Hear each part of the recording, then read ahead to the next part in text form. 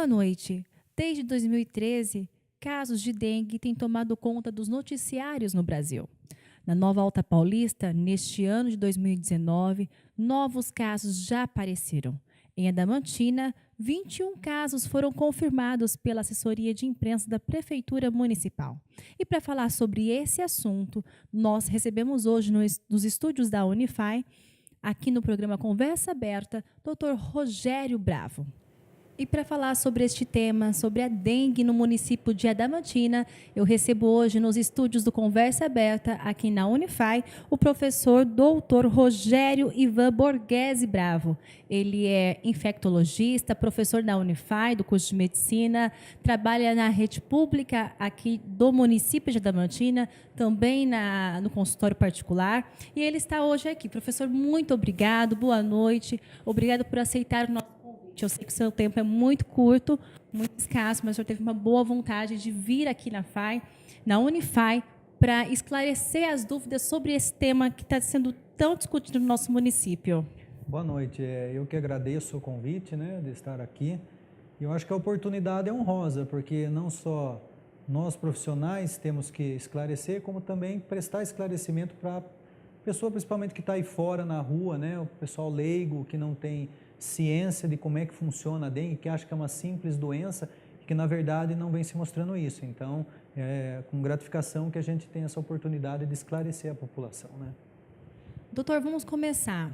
Por que as pessoas confundem tanto a dengue com outras doenças, às vezes com uma gripe, uma febre, uma virose? Explica para a gente.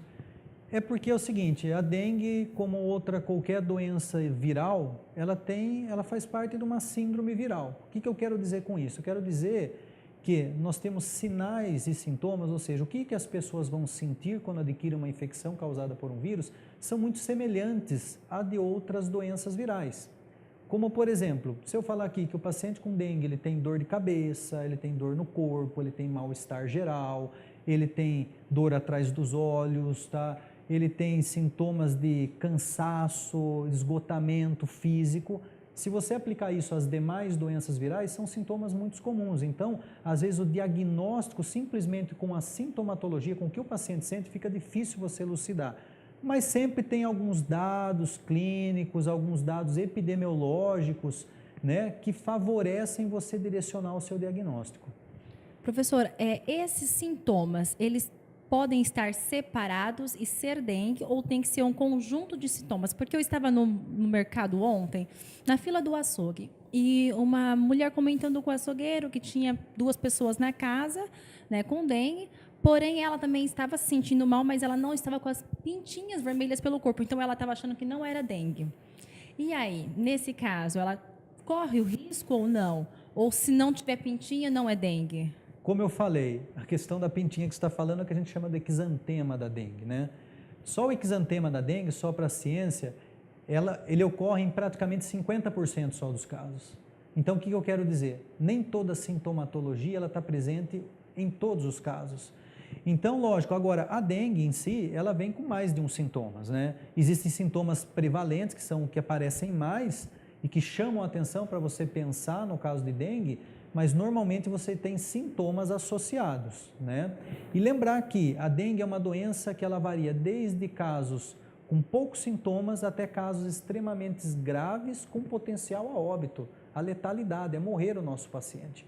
Então, assim, a maioria dos casos são, ainda bem, casos que são oligossintomáticos, que a gente fala, ou seja, pobre em sintomas, e que muitas das vezes a pessoa tem uma febrinha discreta, uma febrinha que passa despercebido, nem procura atendimento, passa 1, 2, 3 dias mais ou menos, se recupera espontaneamente e encerra o ciclo, ela nem procura atendimento médico.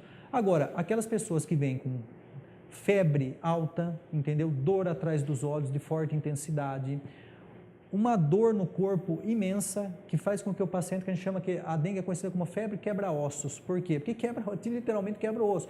O paciente vai jogar ele na cama. Quando ele tem aquela dengue com repercussão clínica importante, joga na cama o paciente. Então, febre alta, dor de cabeça, dor no corpo, pode ter dor nas articulações também, entendeu? E ter complicações graves, como síndrome do choque, insuficiência respiratória grave, hemorragias graves, que são coisas coisas que a gente já pensa na dengue grave, que antigamente chamava de dengue hemorrágica, hoje a gente fala dengue grave, né? Certo. Dengue grave, por quê em relação? Porque antes a questão da dengue hemorrágica porque saía sangue, é isso? A pessoa... Hoje a gente trabalha assim, antigamente a gente tinha 3 síndromes clínicas da dengue bem definidas. Nós tínhamos o dengue clássico, né? E podia ter complicações como o dengue hemorrágico e a síndrome do choque da dengue, que nem sempre poderia estar ou não acompanhado de hemorragia. Hoje, essa classificação caiu em desuso. Hoje nós temos uma classificação mais simples. Nós temos aquela pessoa que tem a dengue clássica e aquela pessoa que tem a dengue grave, que inclui essas síndromes com hemorragia grave, essas síndromes que o paciente tem um estado de choque, cai a pressão, ele necessita de internação, muitas das vezes até em unidade de terapia intensiva. E com risco de óbito, ou seja, de morte elevado. Então, nós estamos falando que a dengue grave, ela tem um espectro clínico muito amplo.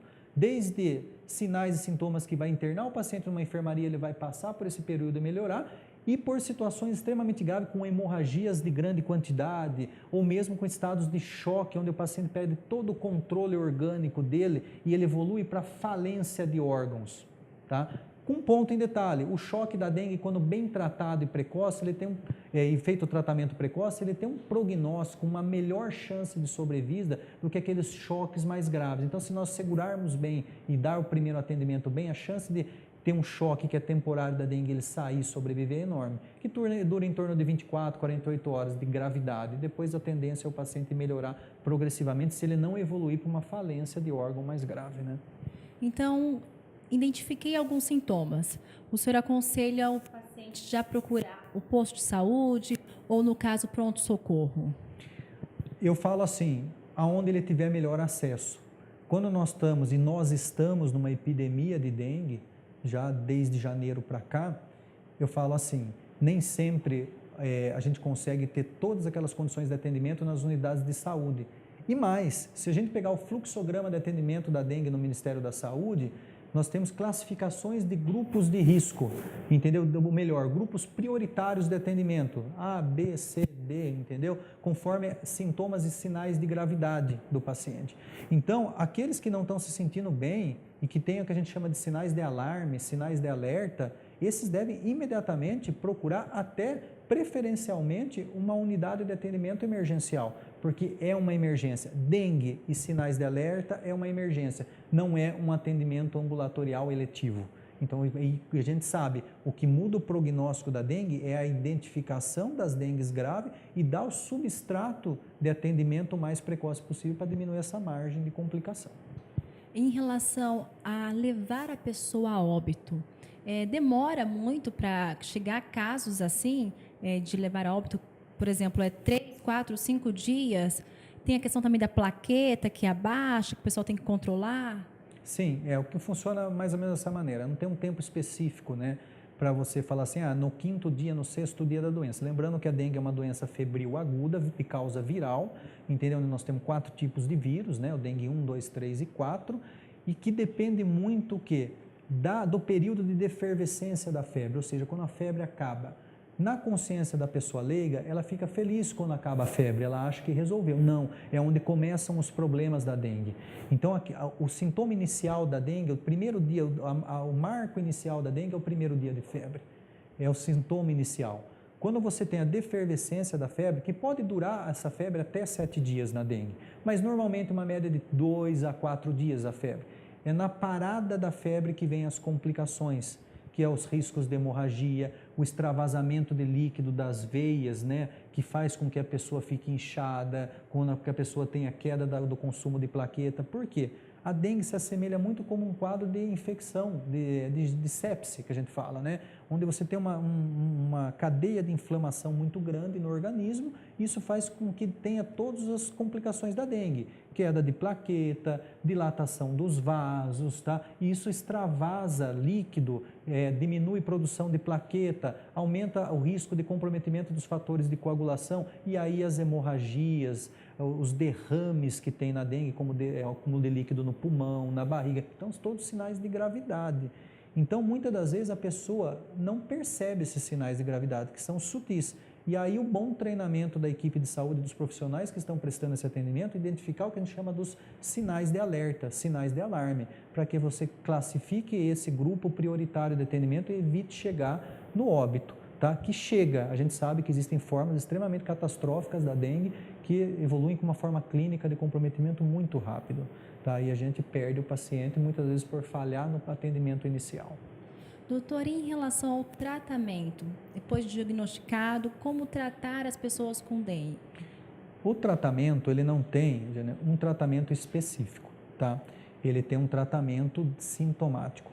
Então, o que é carro-chefe na dengue, o que é? É você dar a reposição de fluidos, ou seja, a pessoa com dengue, ela desidrata muito fácil, ela perde muito líquido, então essa reposição de líquido é a chave de ouro na dengue, você tem que fazer isso no momento adequado.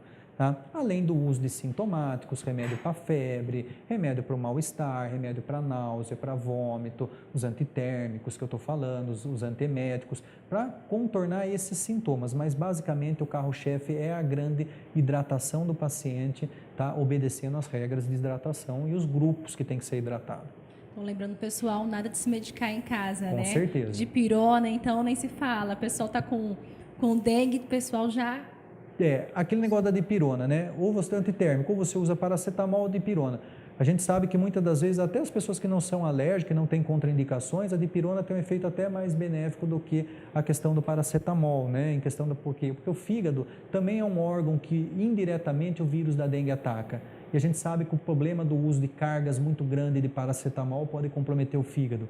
Então a gente tem que sempre fazer isso sob supervisão e orientação médica. Nós estamos hoje recebendo nos estúdios da Unify, aqui no programa Conversa Aberta, Dr. Rogério Bravo, ele que é infectologista, professor da Unify, também atende nos postos de saúde do município de Adamantina e na rede particular. Nós vamos para um breve intervalo, mas na volta nós voltamos com mais informações sobre a dengue, principalmente no município de Adamantina.